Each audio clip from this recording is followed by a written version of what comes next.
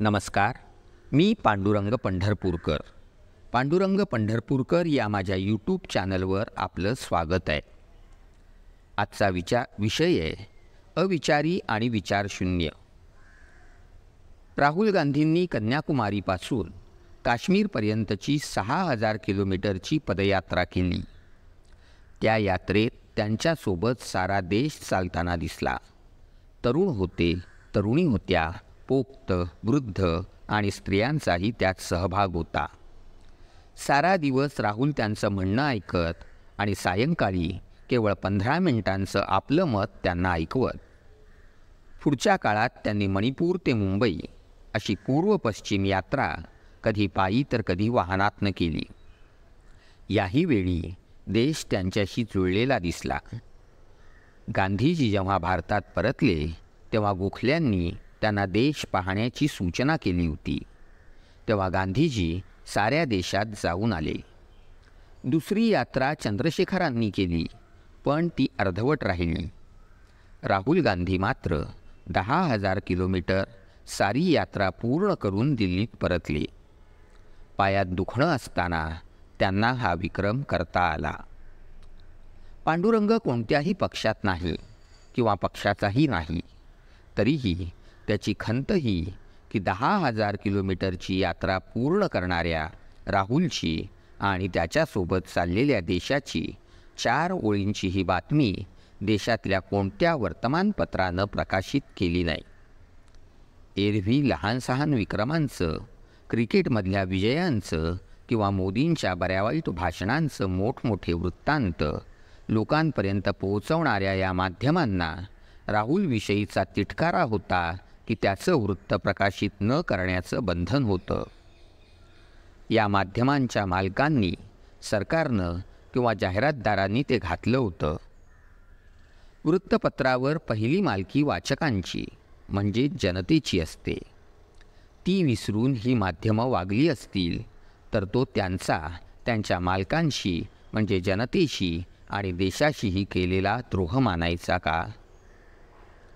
मनमोहन सिंगांचं सरकार दिल्लीत सत्तारूढ असताना प्रकाश करात नावाचा कम्युनिस्ट पुढारी त्याच्या चिमुकल्या पक्षासह त्यांना दर दिवशी धमक्या देत होता.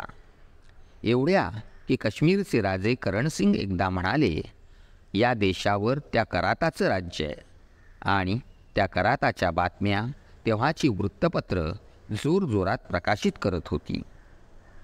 त्या पार्श्वभूमीवर आजच्या माध्यमांची अवस्था पाहिली की ती गुलाम आहेत आणि त्यावर कुणाची तरी मालकी आहे असं आपल्यापैकी प्रत्येकाला वाटावं. दूरचित्रवाणी आणि वृत्तपत्रांची ही गुलामी लोकांचा संतापाचा, खेदाचा आणि लोकशाहीचा पराभव पाहावा लागण्याच्या दुःखाएवढा गंभीर विषय झाला आहे. त्यामुळं अनेकांनी दूरदर्शनचे संच बंद केले आहेत आणि वृत्तपत्रांची खरेदीही थांबवली आहे. या पत्रांचा खप किती टक्क्यांनी कमी झाला हे सांगण्याची लाज त्यांनाच बहुधा वाटत असावी, पण सामान्य माणसांनाही त्यांची गळचेपी आणि ओसरलेली लोकप्रियता सांगता येते. त्यात काम करणारी माणसंही त्यांच्या आवडलेल्या गळ्यांविषयी बाहेर बोलत असतातच. मणिपुरात स्त्रियांची नग्न थिंड काढली गेली, त्यांच्यावर उघड्यावर बलात्कार झाले, त्या प्रकरणात शेकडो माणसं मृत्युमुखी पडली. उत्तर प्रदेशात अटकसत्रांएवढेच खूनसत्र सुरू झाले. गोवा, कर्नाटक, महाराष्ट्र, मध्य प्रदेश आणि हरियाणा या राज्यातली सरकारं त्यांचे आमदार विकत घेऊन केंद्रातल्या सत्ताधाऱ्यांनी पाडली आणि त्यात आपली सरकारं आणली. केंद्रीय गृहमंत्र्याला कोर्टात हजर व्हायला सांगणाऱ्या न्यायमूर्ती लोया यांचा नागपुरात संशयास्पद मृत्यू किंवा खून झाला. ती राणावत नावाची मूर्ख नटी देशाला 2014मध्ये स्वातंत्र्य मिळालं असं म्हणाली. शिवाय भारतीय जनता पक्षाच्या तिकिटावर निवडणूक लढवतानाही तिनं गोमांस भक्षणाचं समर्थन केलं. 50हून अधिक संपादक त्यांच्या पदावरून काढले गेले. अनेकांना निवृत्तीपत्र दिली गेली. वृत्तपत्रांची आणि वाहिन्यांची मालकी काही उद्योगपतींकडे गेली. विमानतळ, रेल्वे स्टेशनं, बँका आणि सरकारी उद्योग खाजगी मालकांना दिले गेले. देशावरचा कर्जाचा भार 10 वर्षात 3 पटींनी वाढला. महागाई आहे, बेकारी आहे आणि नोकर भरती थांबली आहे. मात्र यातलं काही एक वृत्तपत्रात येत नाही. बातम्या येतात त्या पाकिस्तानातल्या महागाईच्या आणि बांगलादेशातल्या बेकारीच्या. परिणामी सामान्य साक्षर आणि मध्यमवर्गही सारं काही शांत आणि सुस्थितीत असल्याचं मानू लागतो. मोदींच्या पक्षाला गेल्या निवडणुकीत 31% मतं मिळाली. याचा अर्थ 69% लोक तेव्हाही त्यांच्या विरोधात होते आणि तेही देशाचे नागरिक होते. याचाच या माध्यमांना विसर पडला हे सांगणारं हे वातावरण आहे. वृत्तपत्रांच्या खपांना महत्त्व नाही. मौलाना आझादांचं अल हिलाज, टिळक आगरकरांचा केसरी आणि सुधारक, गांधीजींचा यंग इंडिया किंवा आंबेडकरांचा मूकनायक ही पत्रं फारशी खपत नसत, पण त्यांचा प्रभाव मोठा असे. ती बातमीपत्र नव्हती, संदेशपत्र होती. त्यातला संदेश मंत्रांसारखा जनतेच्या हृदयापर्यंत पोचायचा. त्या पत्रांनी देशात क्रांती घडवली.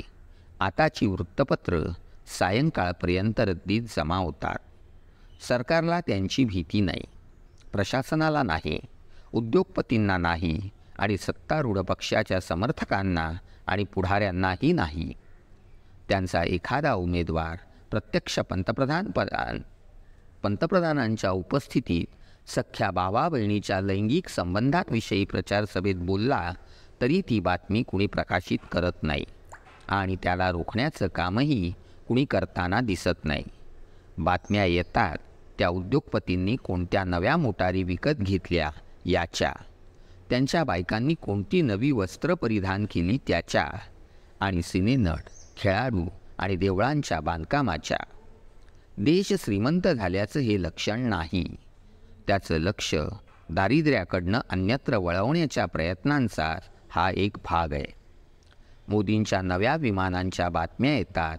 त्यांची चेहरापट्टी करून देणाऱ्या बाईला दर दिवशी किती लाख रुपये दिले जातात ते येतं. शेतकऱ्यांच्या आत्महत्या येत नाहीत, ग्रामीणांची गरिबी येत नाही, तरुणांचं वैफल्य आणि अर्धपोटी जगून श्रम करणाऱ्यांचे श्रम येत नाहीत. झालंच तर आताचे कवी आणि लेखकही त्याविषयी लिहित नाहीत, आणि लिहायचंच झालं तर ते स्वजातीच्या प्रश्नांविषयीच तेवढं लिहितात. समाजाची कुणाला चिंता नाही आणि सत्याचीही कुणाला चाड नाही. निर्बुद्ध नेतृत्व, असंवेदनशील प्रशासन, मुखी झालेली माध्यमं आणि आपल्या नवश्रीमंतीत मग्न झालेला मध्यम वर्ग यातल्या कुणालाही दारिद्र्य रेषेखाली गेलेल्या 24 कोटी कुटुंबांविषयी काही एक वाटत नाही. आपल्यापुरतं पहा, जगा, भोगा आणि सरकार आणि ईडीसारख्या त्यांच्या भुंकणाऱ्या आणि चावणाऱ्या कुत्र्यांपासून दूर राहा. हीच आजची जगरहाटी आहे. या रहाटीत राहुल गांधींच्या बातम्या न येणं, विरोधकांविषयी काही न छापणं आणि मोदींची मोठमोठी छायाचित्र प्रकाशित करत राहणं एवढंच माध्यमांचं, चर्चासत्रांचं आणि सभासंमेलनांचं आताचं काम झालं आहे. पांडुरंगाला या स्थितीचा राग नाही.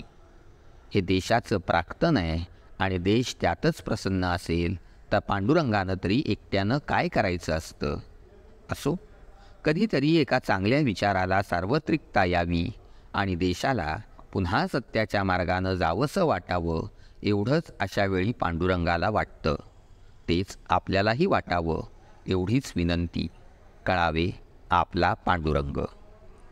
तुम्हाला हे विश्लेषण आवडल्यास लाईक करा, शेअर करा आणि सबस्क्राईब करा. धन्यवाद.